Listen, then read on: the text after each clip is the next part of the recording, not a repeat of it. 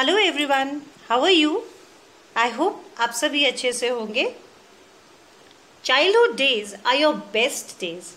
मतलब बचपन के दिन हमारे सबसे अच्छे दिन होते हैं। किसी भी इंसान के जीवन का ये स्वर्णिम काल होता है, क्योंकि इस समय हमें सिर्फ खेल कूद, मौज मस्ती और पढ़ाई से मतलब होता है। जीवन की मुश्किलें, परेशानियों से हमारा कोई वास्ता नहीं होता। लेकिन इसी दुनिया में कुछ ऐसे बच्चे भी हैं जो गरीबी की वजह से अपना बचपन जी ही नहीं पाते। उनकी आंखों में सपने हैं, लेकिन वो कभी सच नहीं होते। आज हम जो चैप्टर डिस्कस करेंगे, lost spring, stories of stolen childhood by Anees Jung, ऐसे ही दो बच्चों की कहानी है जो गरीबी की वजह से अपने बचपन को खो देते हैं। इस वीडियो में हम इस चैप्टर के फर्स्ट पार्ट को डिस्कस करेंगे। लेकिन सबसे पहले अबाउट द ऑथर। अनीस जंग was born in Rourkela and spent her childhood and adolescence in Hyderabad. Anees जंग का जन्म राउरकेला में हुआ और इनका बचपन और किशोर अवस्था हैदराबाद में ही बीता। She received her education in Hyderabad and in the United States of America। अपनी प्राथमिक शिक्षा इन्होंने हैदराबाद में और उसके बाद हायर स्टडीज के लिए ये यूनाइटेड स्टेट्स ऑफ अमेरिका गई। Her parents were both writers। Anees Jung began her career as a writer in India। इनके दोनों पेरेंट्स भी लेखक थे। इन्होंने अपना लेखक के रूप में करियर भारत में ही शुरू किया। She has been an editor and columnist for major newspapers in India and abroad and has authored several books। ये भारत में ही नहीं बल्कि विदेशों में भी प्रसिद्ध न्यूज़पेपर्स में एडिटर रही हैं, उसमें कॉलम्स लिखे हैं और बहुत सारी किताबें भी लिखी हैं। The following is an excerpt from her book titled Lost Spring, Stories of Stolen Childhood। और ये जो चैप्टर हम पढ़ रहे हैं ये इन्हीं की किताब Lost Spring, Stories of Stolen Childhood में से एक हिस्सा लिया गया है। Here she analyzes the grinding poverty and traditions which condemn these children to a life of exploitation। इस चैप्टर में डिस्कस किया गया है कि किस तरीके से कुचल देने वाली, मसल देने वाली गरीबी और हमारे समाज की ट्रेडिशंस यानी कुप्रथाएं, रीति रिवाज किस तरीके से इन बच्चों को मजबूर कर देते हैं शोषण का जीवन जीने के लिए।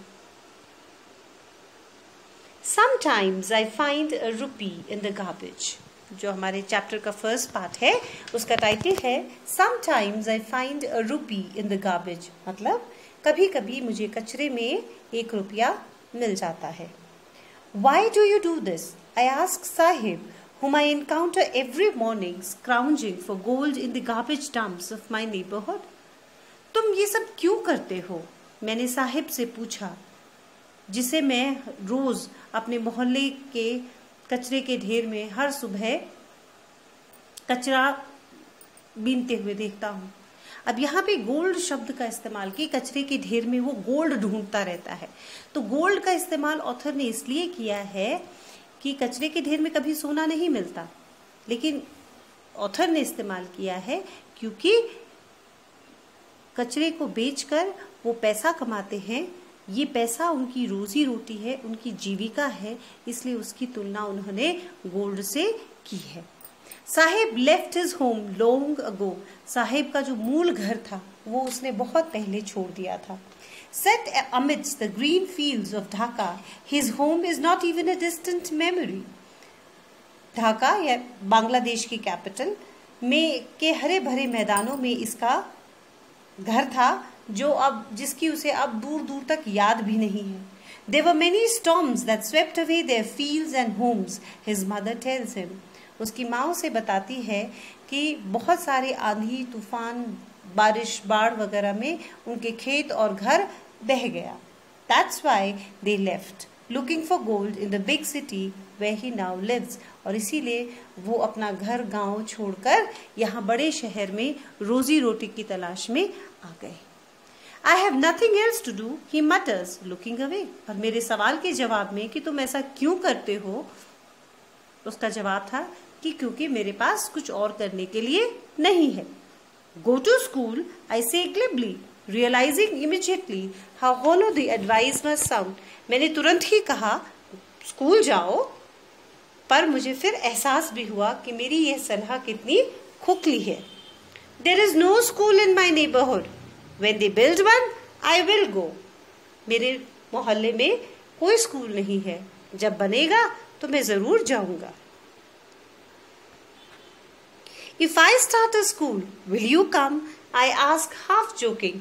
और मैं हल्के से मजाक के मूड में बोला कि अगर मैं स्कूल खोलूंगी तो तुम आओगे?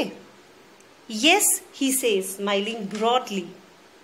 और फिर बड़ी सी मुस्कुराहट देते हुए उसने कहा, हाँ। A few days later, I see him running up to me. Is your school ready? कुछ दिनों बाद वो मेरे पास दौड़ कर आया और मुझसे पूछा, क्या तुम्हारा स्कूल रेडी है, तैयार हो गया? It takes longer to build a school. I say embarrassed at having made a promise that was not meant. और बहुत ही शर्मिंदगी से मैंने उसे जवाब दिया कि स्कूल बनने में तो बहुत टाइम लगता है। मुझे शर्मिंदगी महसूस हुई कि मैंने उससे ऐसा वादा किया जो पूरा नहीं हो सकता था। But promises like mine abound in every corner of his bleak world. और उसकी इस धुंधली अंधेरी दुनिया में मेरे जैसे झूठे वादे बहुत लोगों ने किए हैं। After months of knowing him, I asked him his name. बहुत महीनों की पहचान के बाद मैंने एक दिन उससे उसका नाम पूछा। साहिबे आलम, he announces. He does not know what it means. उसने अपना नाम बताया, साहिबे आलम, और लेकिन उसे अपने नाम का मतलब नहीं मालूम। If he knew its meaning, Lord of the universe, he would have a hard time believing it. लेकिन अगर उसे अपने नाम का मतलब पता चल जाए, जो कि क्या है, ब्रह्मांड का मालिक, तो उसे बड़ा मुश्किल होगा उस बात का विश्वास करने में, क्योंकि ये तो एक आयरनी है, एक व्यंग्य है जीवन पर कि नाम है मालिक लेकिन जेब में ढीला नहीं, और 2 वक्त की रोटी के लिए मारा मारा फिर रहा है। Unaware of what his name represents, he roams the streets with his friends, an army of barefoot boys who appear like the morning birds and disappear at noon. लेकिन अपने नाम के अर्थ से अनभिज्ञ, अनजान, वो अपने ही जैसे और लड़कों के साथ एक टोली में चलते हैं, रोज सुबह कचरा बीनने के लिए निकलते हैं और दिन तक गायब हो जाते हैं। Over the months, I have come to recognize each of them. और कुछ महीनों में मैं उन सभी को पहचानने भी लगी हूँ। Why aren't you wearing chappals? I asked one. मैंने एक दिन एक बच्चे से पूछा, तुम चप्पल क्यों नहीं पहन रखे हो? My mother did not bring them down from the shelf. He answers simply. उसने साधारण से जवाब दिया, क्योंकि मेरी माँ मेरे लिए खरीद कर नहीं लाई। Even if she did, he will throw them off. Adds another who is wearing shoes that do not match. लेकिन तभी एक दूसरा बच्चा जिसने जूते पहन रखे हैं जो बेमेल के हैं, एक पैर में कैसा जूता है और दूसरे पैर में दूसरे ढंग का जूता है, वो कहता है कि अगर इसकी मम्मी लाएगी भी तो वो इसे फेंक देगा। When I comment on it, जब मैंने उसके जूतों पे कमेंट किया, he shuffles his feet, वो शर्माने लगता है, पैर ऐसे हिलाने लगता है, हिलाने डुलाने लगता है, and says nothing, और कुछ कहता नहीं। I want shoes, says a third boy who has never owned a pair all his life. तभी एक तीसरा बच्चा बोलता है, मुझे जूते चाहिए, लेकिन उसने अपने अब तक के जीवन में जूते कभी पहने ही नहीं। Traveling across the country, I have seen children walking barefoot. और पूरे कंट्री में, देश में ट्रैवल करते, सफ़र करने के दौरान मैंने बच्चों को नंगे पैर देखा है।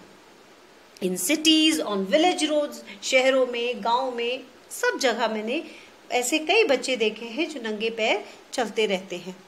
It is not lack of money but a tradition to stay barefoot is one explanation. कोई एक इसका एक कारण क्या बताते हैं कि ये हमारे रिवाज है नंगे पैर चलने का. पुराने लोग कहते हैं कि अगर हम धरती पर जूते चप्पल पहन के चलते हैं तो धरती माता का अपमान करते हैं.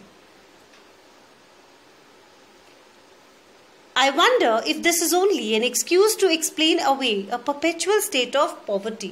लेकिन मुझे लगता है कि अपनी गरीबी को छुपाने के लिए ये एक बहाना मात्र है. I remember a story a man from Udupi once told me. As a young boy, he would go to school past an old temple where his father was a priest. He would stop briefly at the temple and pray for a pair of shoes. मुझे एक कहानी याद आती है जो उडुपी में एक आदमी ने मुझे सुनाई थी। उडुपी एक छोटा सा शहर है साउथ इंडिया में। तो जब वो छोटा बच्चा था और स्कूल जाया करता था तो उसके स्कूल के रास्ते में एक टेम्पल पड़ता था। उस टेम्पल में उसके पिताजी प्रीस्ट थे, यानी कि पुजारी थे। तो रोज सुबह वो मंदिर के आगे रुककर भगवान से प्रार्थना करता था कि मुझे एक जोड़ी जूता दे दो। 30 years later, I visited his town and the temple, which was now drowned in an air of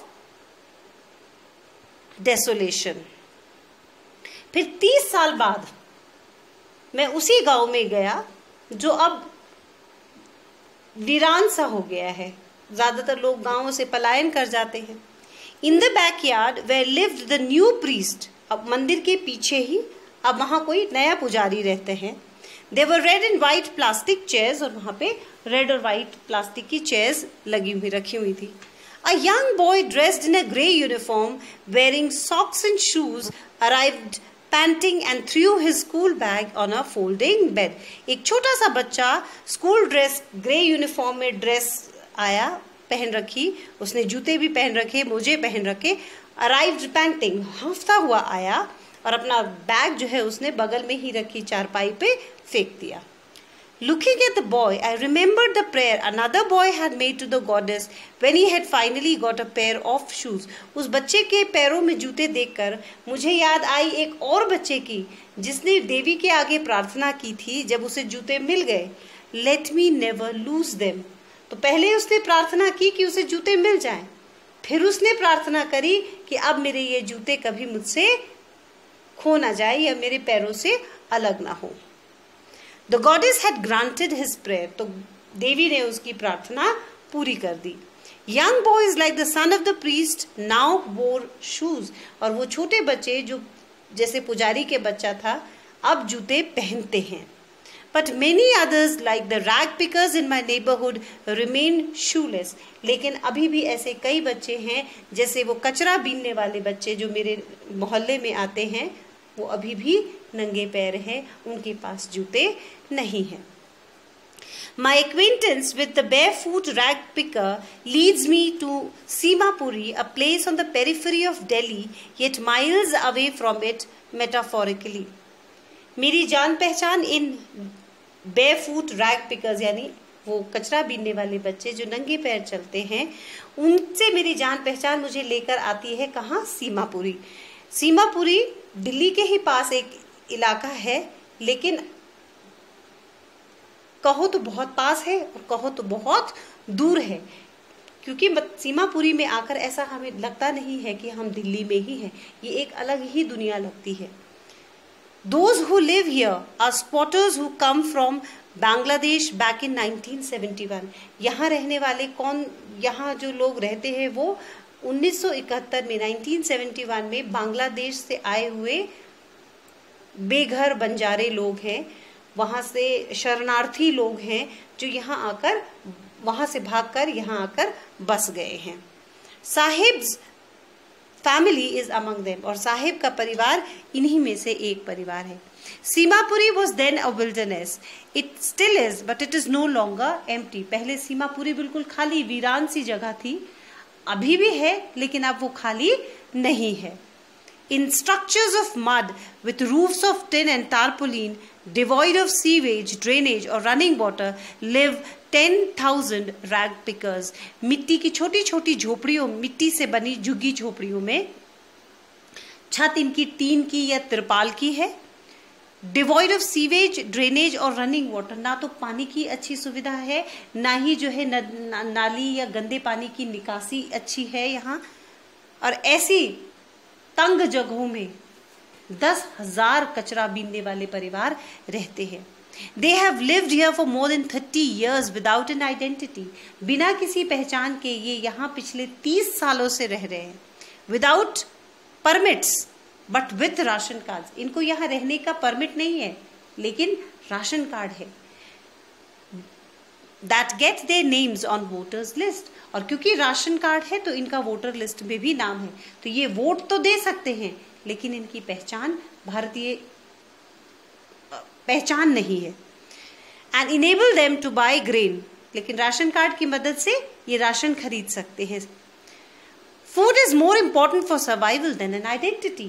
और इनके लिए भी अनाज ज्यादा जरूरी है बजाय के पहचान की.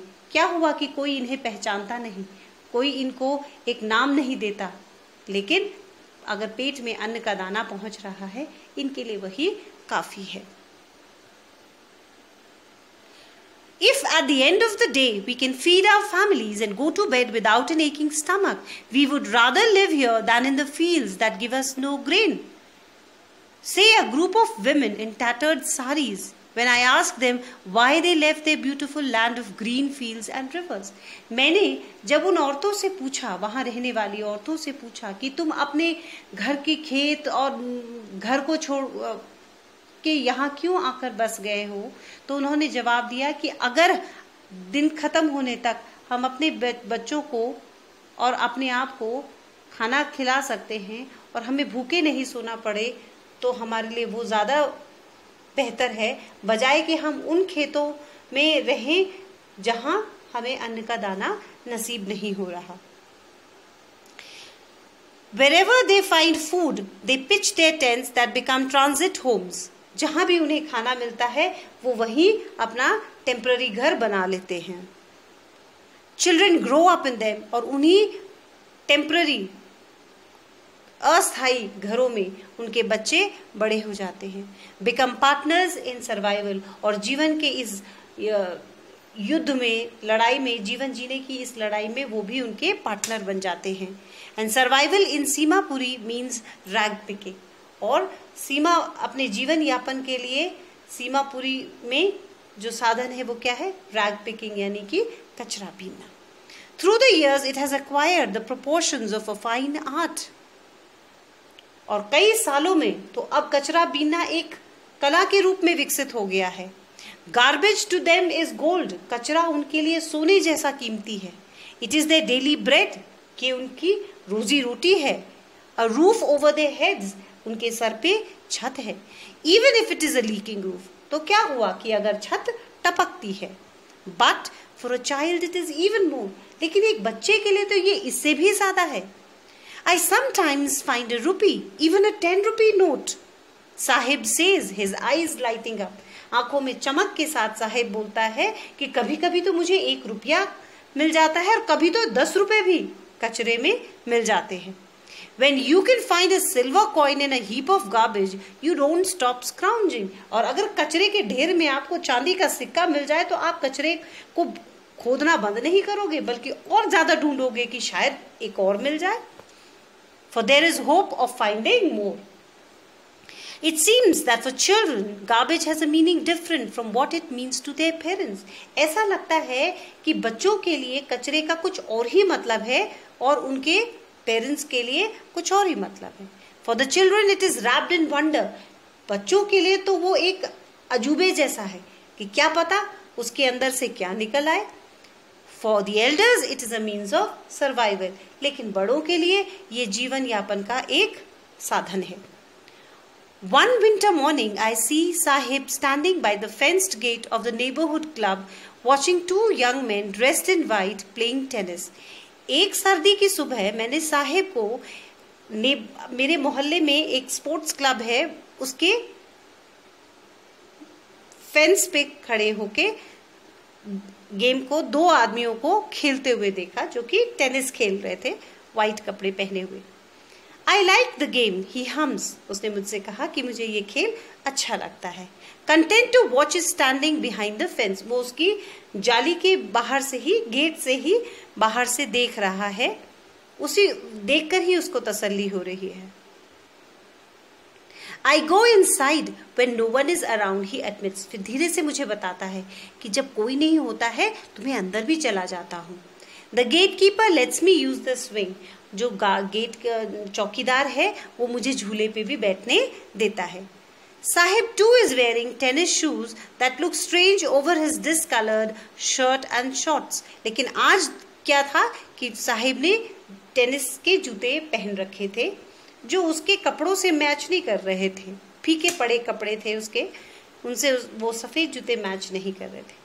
Someone gave them to me, फिर उसने बताया कि किसी ने मुझे दिए। He says in the manner of an explanation, अपनी बात बताते हुए, the fact that they are discarded shoes of some rich boy who perhaps refused to wear them because of a hole in one of them does not bother him.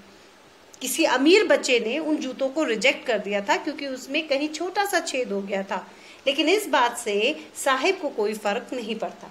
वो तो खुश है कि उसके पैरों में जूते हैं। For one who has walked barefoot, even shoes with a hole is a dream come true. एक ऐसा इंसान, एक ऐसा बच्चा जो नंगे पैर चला है, उसके लिए अगर जूते में छेद भी है तो वो भी एक सपना सच होने के बराबर है। But the game he is watching so intently is out of his reach. लेकिन जिस खेल को वो इतने करीब से देख रहा है वो वाकई उसकी पहुंच से बाहर है। This morning, Sahib is on his way to milk booth. और आज सुबह मैंने साहिब को मिल्क बूथ की तरफ जाते देखा।